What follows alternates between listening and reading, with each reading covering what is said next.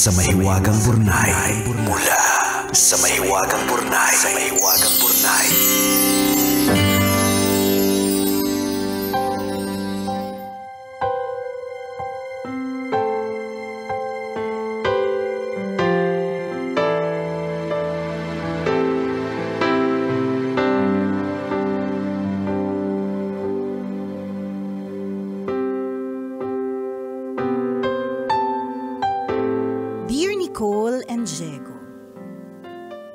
Itago niyo na lang po ako sa pangalang Cha, 36 years old, at 16 years nang nakatira dito sa Europe. Ah? Ay, friend! Friend! Oh, friend, Cha! Kamusta ka na? Cha! Ano na? Ano na, Cha? Ay, Cha, oo. It's been a long time. Buti naman sumulat ka. Buti naman nagparamdam ka lagi. Kaya kami nagme-message. Ikaw lang tong busy. 16 years na sa Europe eh. May boyfriend po akong dayuhan at 7 years na kami. Pero hindi tungkol sa kanya ang kwento ko. Tungkol ito kay Jim. Kung sino si Jim, hayaan ninyong ikwento ko sa inyo. Nagsimula kami ni Jim bilang magkaibigan. Ang mantra ko dati, kapag kaibigan, hindi dapat pinapatulan. Pero dahil mabait, talented, masipag, gentleman at kamukha ni Gabby Concepcion, kinalimutan ko ang mantra ko. Pumayag akong maging kami nang magkalabuan sila ng girlfriend niya. Hindi nga lang kami nagtagal kasi nagkabalikan sila na ulit. Pero sabi niya, kahit hindi kami ang nagkatuluyan, mananatili raw ako sa puso niya habang siya'y nabubuhay. Masakit pero tinanggap ko. Mag-asawa na sila ngayon at meron na din silang anak. Naging malapit ko ring kaibigan ang asawa ni Jim kaya mabilis ko siyang napatawad. Yung nobyo ko, kaibigan din nila. Isang barkada kami.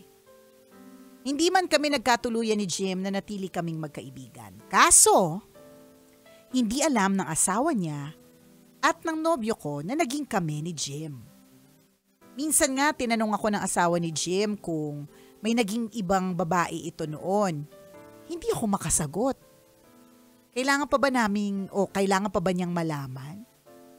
Masaya naman kaming lahat ngayon at para saan pa? Ganon din sa nobyo ko. Ayokong masira ang tiwala niya sa akin. Ayokong magkailangan. Ayokong masira ang pagkakaibigan. Alam ko na kahit si Jim, ganito rin ang pananaw. Yung nakaraan namin, isang maling pangyayari na naging magandang alaala na lang. Masisisi niyo ba ako kung hindi ko sinabi ang nakaraan namin ni Jim? White lies ang tawag ko dito.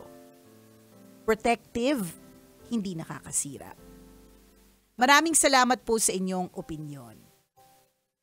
Salamat din sa lahat ng payong patuloy ninyong ibinabahagi. Alam nyo, kayo talaga ang naging life guru ko sa paglipas ng panahon. Ay, kaya naman pala. Oo naman, kasi kanino pa ba kami Hello, tayo lang namang may mga barkadang taga-Europe. Sino pa ba magdadamayan? Sino pa ba magdadamayan sa mga ganitong klase? Alam namin, layo-layo mo sa pamilya. Kaya nga nandito kami para sa iyo eh. Yes, at saka, ang sikreto mo, sikreto din namin. Tama. Salamat sa mga aral, inspirasyon at katatagang patuloy ninyong ibinabahagi sa radyo. Talagang panalong-panalo po kayo sa puso ko. Totoo, tapat at praktikal ang mga payo ninyo. Nakikinig din ako sa podcast at masasabi kong maraming mahalagang aral sa buhay ang natututunan ko mula doon. Salamat pong muli at pasensya na dahil napahaba ang sulat ko. Ang inyong tagapakinig, Cha. Ayan. Cha. Friend! Ano na, friend? Oo. 16 years na tayo hindi nagkikita. Kaya nga ngayon ka lang nagparamdam. Grabe ka, nakapunta ka lang ng Europe, nakalimutan mong sabay tayong kumakain ng panis na pagkain nung araw. Cha! Okay. Kailangan pa bang sabihin? Mm. Torn ako dyan eh. Torn ako dyan kasi syempre gusto natin na bago tayo pumasok sa isang relationship, honest tayo, ganyan. Kaya lang ang problema, ang tagal na kasi, parang ang tagal na rin naman kasi, tapos wala rin namang ambag kapag ka sinabi, tapos nagkasunduan. I'm torn. Parang oo na parang hindi, pero wag na lang din talaga kasi wala naman tong mabuting maidudulot.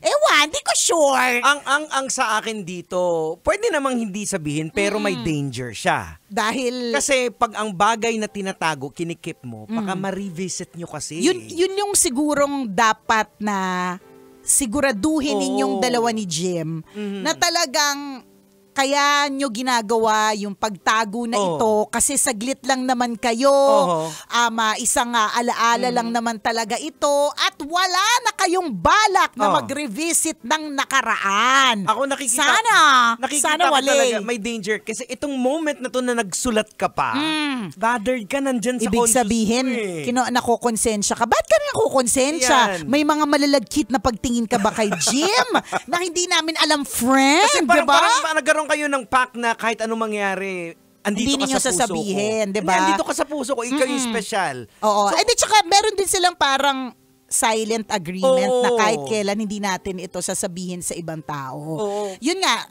kaya nga ako sabi ko nga, tama, torn din ako eh. Kasi, pwede ngang hindi, pero dapat may assurance ka sa sarili mo, ikaw, si Jim din, at you owe it to your current relationships na talagang walang pagre-revisit na magaganap. Kaya siguro, ako torn, Jegs. Kasi nga, di ba, ang paniniwala ko ever since is exes can never be friends. Kasi nga, may yung possibility na may ganyan, nandoon. Sa ganyang setup sa'yo, tama yun. Pero kasi isang circle lang sila ng friends. Kaya nga, Diba? magkakaibigan pa. Kaya andun yung, okay sa kung malayo, di ba? As in, wala nang communication. Kaya lang ang problema dito, kunyari isang araw mag-decide sila kasi nga bothered to si Cha eh. Alam mo, Cha, pagtutuunan ka talaga namin ng pansin kasi ngayon ka na lang ulit after 16 Correct. years. Imagine mo after 16 Kaya years. nga eh. O ayan. Sa natin dati. Tama, Bigla ka di nang ba? wala. Kitang-kita namin na madami ka pang pimples, nakapunta ka lang ng Europe, makinis ka na. Ngayon may problema ka, saka ka nagpaparamdam. Pero wala sa amin ni Diego yun. Okay lang. And with your current na boyfriend ngayon, na foreigner, and tingin ko sa kultura nila. Malawak ang pangunawa. Oo. Or pwede kayang parang, okay, so tingin mo nga, Jegs, parang bothered pa rin si Ateng kasi may pagsulat pa sa Yes. tambalan, ganyan. Tapos, yung bang pwede siguro na ma-mention pero walang detalye. Tapos sabihin na mabilis lang talaga ito. Ganon. Kasi ako, on my perspective kung wala akong problema, wala akong tinatago, Wala rin i-open naman ko. ako. Ang Hindi problema, ko siya kasi bibit-bitin mo siya. alam mo kung ba't mo siya binitbit? Kasi nga hindi nyo sinabi to begin with. Oo. Nakailang tanong. So mukhang ang ending dito, kung halimbawa, dito ako nasistress eh. Kasi iniisip ko palang, teka lang alam mo ba, itong lamok na to, kanina niya pa ako sinusundan. Nagmula sa office ko hanggang ngayon, iniikutan niya ako. Grabe naman! Dahil sa pabulaklak. Fan. Dahil sa pabulaklak sa damit mo. Nakakaloka. Yung mga ano yan, mga fruit Fruit, baka fruit nga siya. Oo. Fruit na insect. Anyway, sorry po, nadidistract ako sa kanya kanina, hindi ako makatrabaho. baka pumasok sa bungangan. Ang laki pa naman bibig ko, di ba? Ang problema ko kasi dito, kaya nakaka-stress isipin, kasi nakailang tanong yung jowa na, oy, wala bang ibang babae? Tapos ngayon, when you suddenly decide to let go of it, kasi gusto mong aminin, ang ending dito, para ka pang naging sinungaling. Oo, yun. Pero siguro, nasa tamang tono, apologetic yung dating mo. Uy, alam mo, wala lang, basta nasa tamang wording. Yes. Na hindi nila maiisip na nang bebetray ka. Hindi nila maiisip na sinungaling ka, yung ganon. Kung paano siya i-word. Depende sa papadala mo sa amin galing Europe. Pwede ka naming tulungan dyan. Ayan, Kami magre-reward. Ipadala mo sa amin, edit namin. Edit namin sa kung anumang tono ang gusto mo para magkaayos-ayos kayo, di ba? Ay. Kasi nararamdaman namin yung bigat eh. Ako personally, nararamdaman mo yung bigat na every time na kaharap mo yung asawa, Andan lagi sa Andyan. balikat mo yung bigat na Oo. baka magtanong na naman Correct. to. At saka in your mind, ano ba yan? Halikan ko na yung asawa mo in the past. Oo nga. Alam mo, dapat sabihin. Oo. Dapat sabihin. Kasi parang mas, ghost to na oo, ihahunt ka eh. Mas mahirap kasi na na hindi mo alam. Para kang ginawang tanga. Oo. 'Di ba?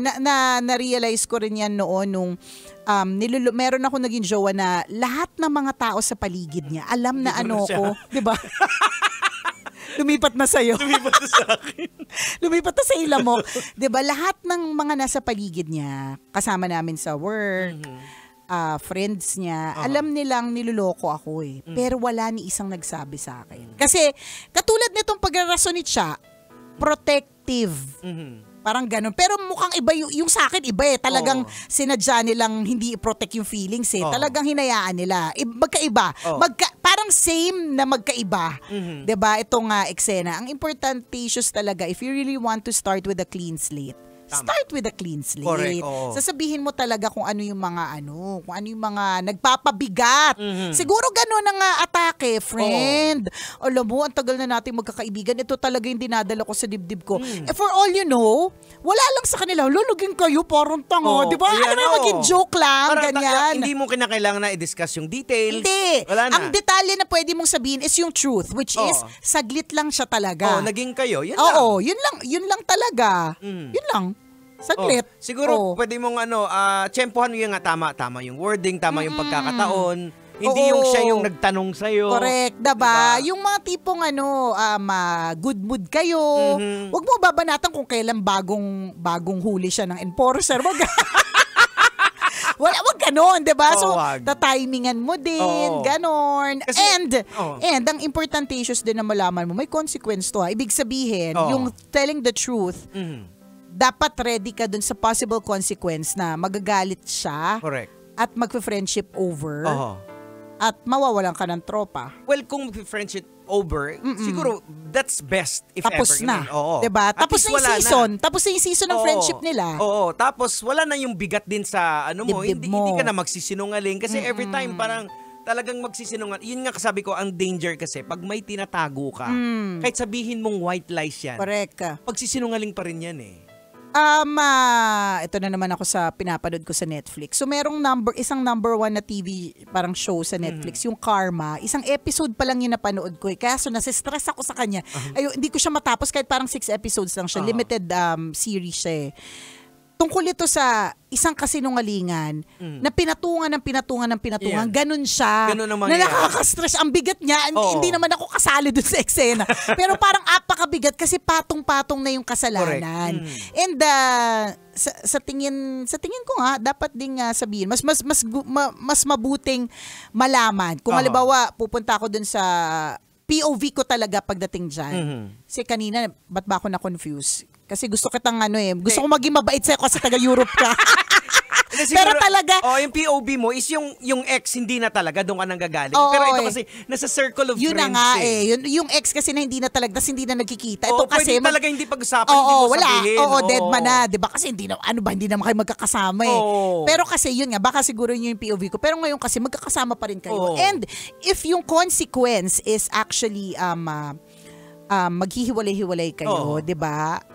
Ganon din naman talaga in life. Hindi lahat ng mga nagiging kaibigan natin ngayon, kaibigan natin hanggang sa pagtanda natin o hanggang sa pag-senior mo, 'di ba? Parang kami ni Jegs, ang tagal na namin parehas dito sa MBC Media Group.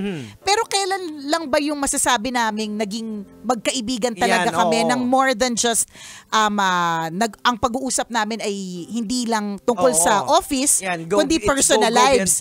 Go beyond, 'di ba? I think last year, exchange of thoughts, last year lang? Last year lang. Ganun, February of last year. Yan, so kumbaga, kaka-anniversary lang ng friendship namin. Kasi nga, may ganun eh. Hindi porke matagal na kami pareha sa kumpanya pinagtatrabahuhan namin, basic agad-agad. Kami yung magkaibigan. Hindi siya ganun. Dadating yung panahon na kung kailan na talaga season ng inyong friendship, it will come.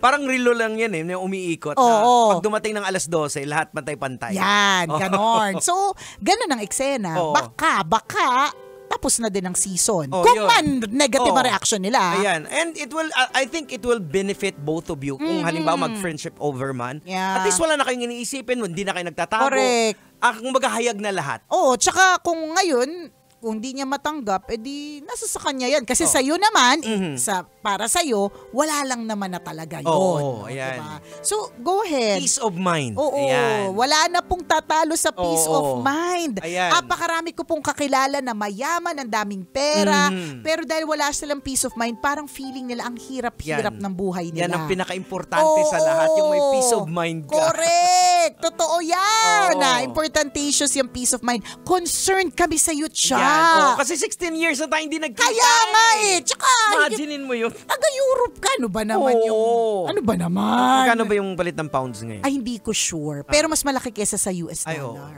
Oo. Wala So, lang. basta chill ka lang dyan. Gets mo na siguro yung mga sinasabi namin. Good luck, chat! Sana masabi mong katotohanan. Oras natin, 1:39.